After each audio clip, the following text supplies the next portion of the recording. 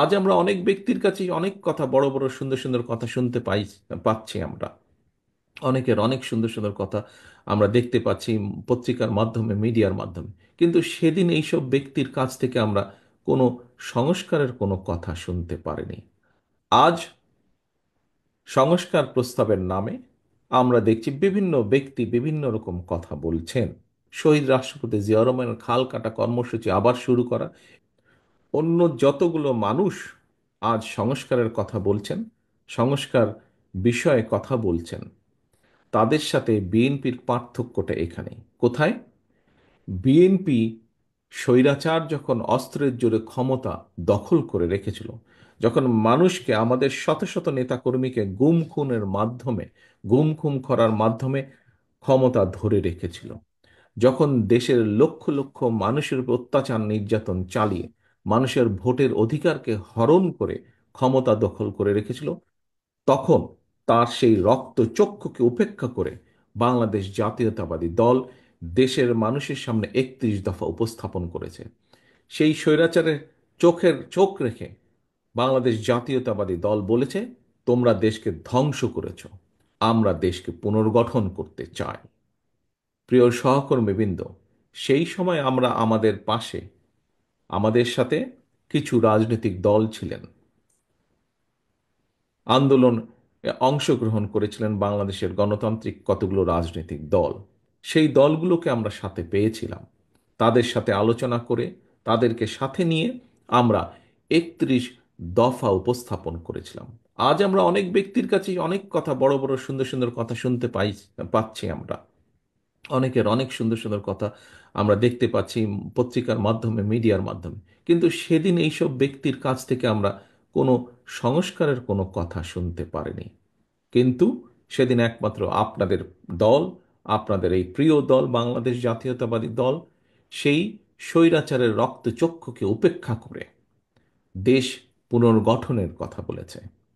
প্রিয় সহকর্মীবৃন্দ, এর থেকে একটি কথা প্রমাণিত হয় যে বাংলাদেশ জাতীয়তাবাদী দলের প্রত্যেকটি সৈনিক, প্রত্যেকটি কর্মী দৃঢ়ভাবে আমরা বিশ্বাস করতাম যে জনগণের যে আন্দোলন, সেই আন্দোলন অবশ্যই সফল হবে। এবং এই দৃঢ় বিশ্বাস ছিল বলেই, আমাদের ভিতরে এই দৃঢ় বিশ্বাস ছিল বলেই আমরা আজ থেকে 2.5 বছর আগে সংস্কার প্রস্তাব উপস্থাপন করেছিলাম, করতে আমরা সক্ষম হয়েছিলাম। কারণ আমাদের দৃঢ় বিশ্বাস ছিল যে স্বৈরাচারের পতন হবে, এটি একটি। এবং আমরা সব সময় দৃঢ়ভাবে বিশ্বাস করি যে বাংলাদেশ জাতীয়তাবাদী দল, বিএনপির মূল লক্ষ্য এবং উদ্দেশ্যই হচ্ছে জনগণ এবং বাংলাদেশ, বাংলাদেশের জনগণ এবং বাংলাদেশ। আমাদের মূল লক্ষ্য, আমাদের রাজনীতির মূল লক্ষ্য হচ্ছে বাংলাদেশ এবং বাংলাদেশের জনগণ। সেজন্যই আমরা আজ থেকে সবার আগে উপস্থাপন করেছিলাম কিভাবে আমরা রাষ্ট্রকে মেরামত করতে চাই, রাষ্ট্র কাঠামোকে মেরামত করতে চাই, কিভাবে ভেঙে পড়া প্রতিটি প্রতিষ্ঠানকে আবার মেরামত করতে চাই, এবং যে রাষ্ট্র কাঠামো মেরামতের মাধ্যমে দেশ এগিয়ে যাবে, দেশের পুনর্গঠন হবে, বা দেশের মানুষের ভাগ্যের পরিবর্তন হবে। প্রিয় সহকর্মীবৃন্দ,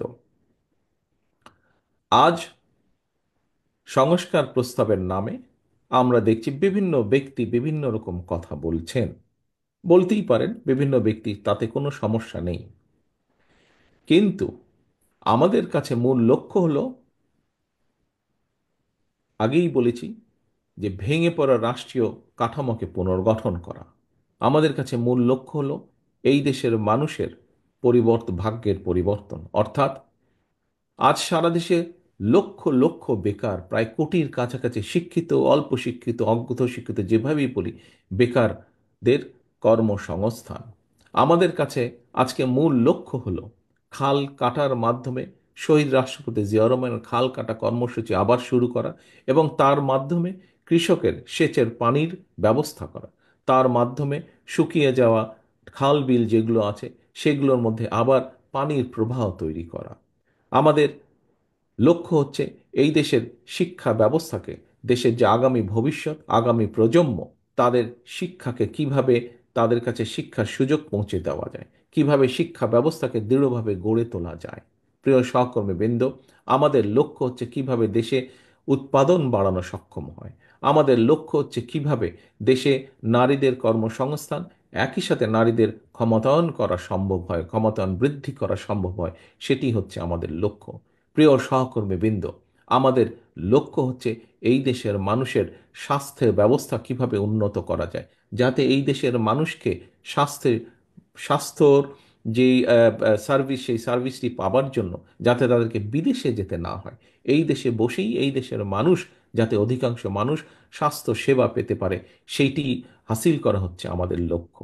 প্রিয় সহকর্মীবৃন্দ, আজকে আমরা বিভিন্ন জনের কাছে বিভিন্ন কথা শুনতে পাই যে আমাদেরকে এই অমুকের অমুকের ক্ষমতার পরিবর্তন করতে হবে।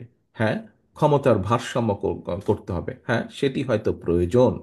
আমরা শুনতে পাই যে বিভিন্ন আমাদেরকে বিভিন্ন রাজনীতির গুণগঠন পরিবর্তন করতে হবে। অবশ্যই গুণগত পরিবর্তন আমাদেরকে করতে হবে। আমি যারা গুণগত পরিবর্তনের কথা বলেন তাদেরকে আমি বলবো, আজকে যশোর জেলা বিএনপির সম্মেলনে আসুন এবং এই সম্মেলন দেখে নিশ্চয়ই আপনারা বুঝতে সক্ষম হবেন যে রাজনীতির যে গুণগত পরিবর্তন, সেই পরিবর্তন যশোর জেলা বিএনপি সহ বাংলাদেশ জাতীয়তাবাদের দলের বিভিন্ন বিভিন্ন ইউনিটে এই পরিবর্তন আনার সবচেয়ে যে উদ্যোগ, সেটি বিএনপি গ্রহণ করেছে।